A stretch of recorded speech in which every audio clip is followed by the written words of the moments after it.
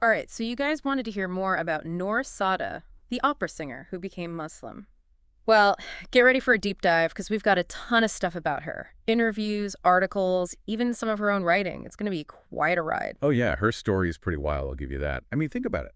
A world-class opera singer right here in NYC. And then, bam, she finds Islam. It's a total curveball. Right. You wouldn't think someone like that would, be drawn to a faith that honestly a lot of people in the West just don't get. But here we are. And the thing that really hooked me was how simple it all started. I mean, she literally just wanted to try a new coffee shop. It sounds almost too perfect, doesn't it? Like the classic chance encounter changes everything. But with Noor, it's actually how it went down. And this Egyptian Muslim guy who owns the shop, he becomes like her guide to Islam. And the way he explained it, it completely flipped her view of, well, everything. And it wasn't the usual, Islam for beginners type of thing either. He had this whole 3Cs thing that was so smart.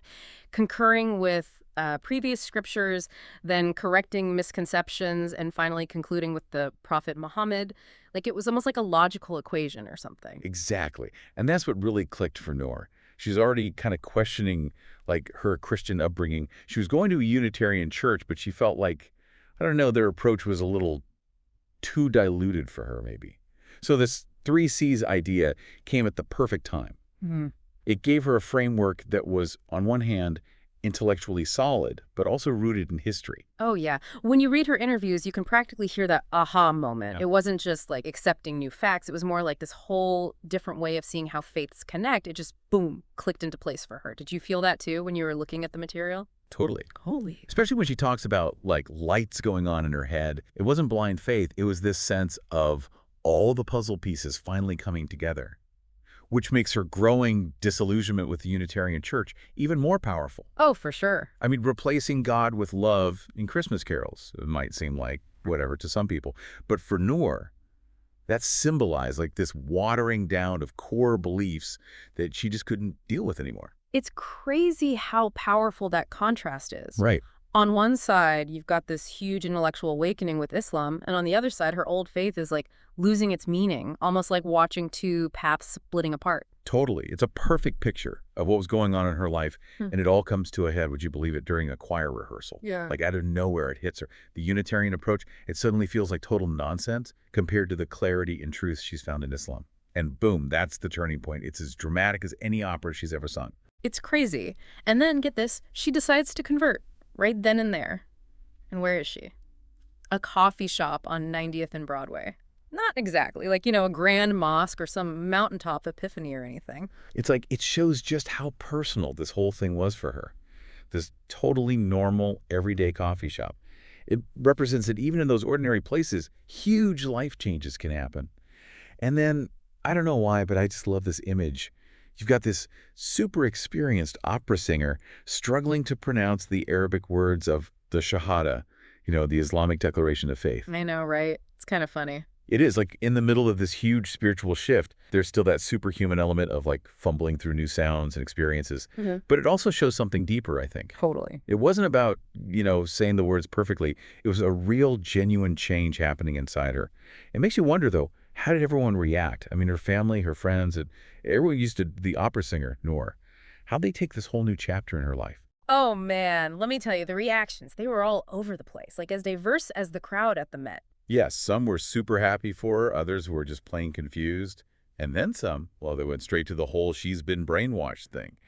It's wild, isn't it? Like, these stereotypes about Islam are so ingrained, even for people who think they're open-minded. I know. It's like she even said people were asking her if her boyfriend was gonna, kidnap her and send her to Egypt to be sold as a slave. I mean, it sounds ridiculous when you say it out loud, right? But then it kind of hits you. There's a lot of fear behind those reactions and a ton of misinformation.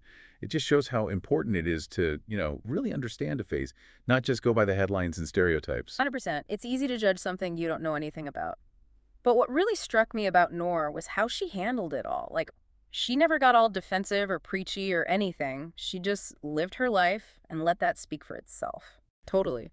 And she definitely made some huge changes. Like, her singing career, she basically walked away from it. I mean, those were big gigs, Right. Churches, synagogues, all these prestigious places. It must have been a really tough decision. Yeah, it's like this clash between what you believe and what society expects, Yeah. you know, especially for artists. Their whole life is about expressing themselves through their work. Hmm. Makes you think. How do you deal with that? Like when your passion is so tied to your old life, but it doesn't fit with your beliefs anymore. That was the part I really struggled with. It's like, imagine telling a painter they can't use certain colors anymore, because those colors now represent something they don't believe in. But Lenore talks about it. It's like Islam didn't make her less of an artist. It just like changed the canvas she was working on. Right. It's like she put down one instrument and picked up a completely different one. Mm. But the music, that core part of who she is, that stayed the same. Which brings us to another thing people get wrong all the time, that converting to Islam means you're ditching Jesus. Oh, yeah. That gets lost in all the back and forth between faiths.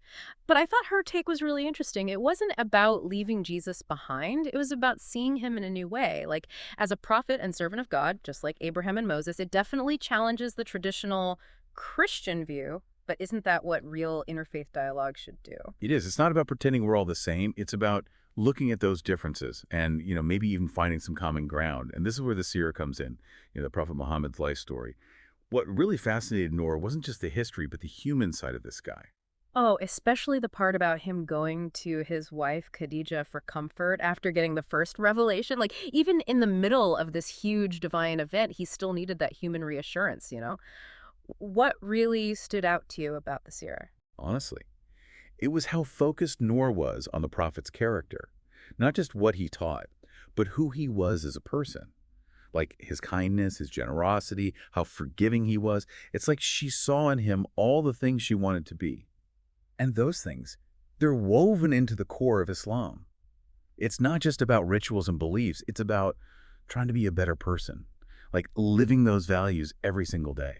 It's a good reminder that faith isn't just about what you think, it's about how you live your life. And for someone coming from a background where faith can feel, I don't know, kind of performative sometimes, or even judgmental, that focus on personal change must have been really appealing. Absolutely. And so it brings up this big question. What does Noor say to people who, they see the problems with their own beliefs, but they're still scared to actually take that leap of faith? This is where her story gets really inspiring. She's honest about the challenges, but she also gives people real practical advice, like read the Quran, make dua to Allah, learn about the lives of the first Muslims, the Sahaba. It's all about connecting with the source, asking for guidance through prayer, and finding strength in those who went through the same doubts and struggles.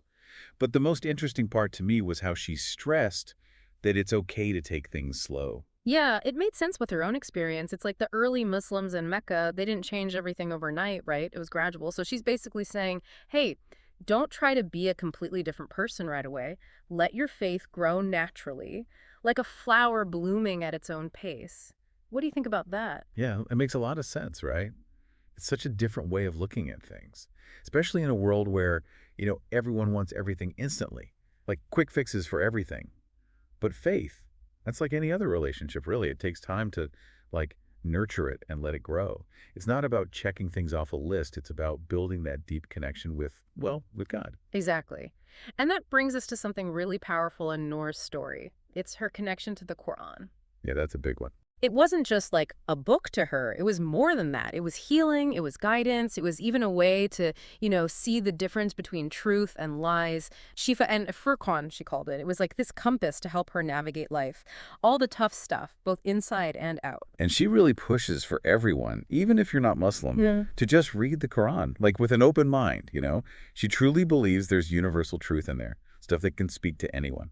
It's like a challenge almost to step outside what we're used to and engage with ideas that might feel strange at first. But it's about seeing the beauty in other traditions, even if they're not our own. And yet it kind of makes her sad that the Quran isn't talked about as much in the West, not as much as the Bible or the Torah. It's like this missed chance for people to understand each other better. It definitely shows that we need more exposure to, different religious views, especially now when the world's so connected. We can't really get each other if we're all stuck in our own bubbles, right? Absolutely. And you know what? Noor's story is a perfect reminder that dialogue between faiths, it shouldn't just be about tolerance. It should be about being curious and willing to actually learn from each other. It's about building those bridges instead of putting up walls. And for her, personally, it's proof that anyone can change and grow, no matter where you come from or what path you're on. It's not just about converting to Islam. It's about finding your own voice, your truth, what you're meant to do in this world. It's like she's saying, be brave, be curious, and be open to whatever comes your way. So, what does it all mean for you listening out there? Noor's experience shows us that huge changes can come from the most random places. A coffee shop, a chat with someone, even just a tough moment in choir practice. It's a reminder to be open to new ways of thinking, to talk about faith with respect, and maybe, just maybe, find some unexpected beauty along the way. We talk a lot about finding our voice in life. But what if, like Noor, finding our voice also means finding our faith? Think about it.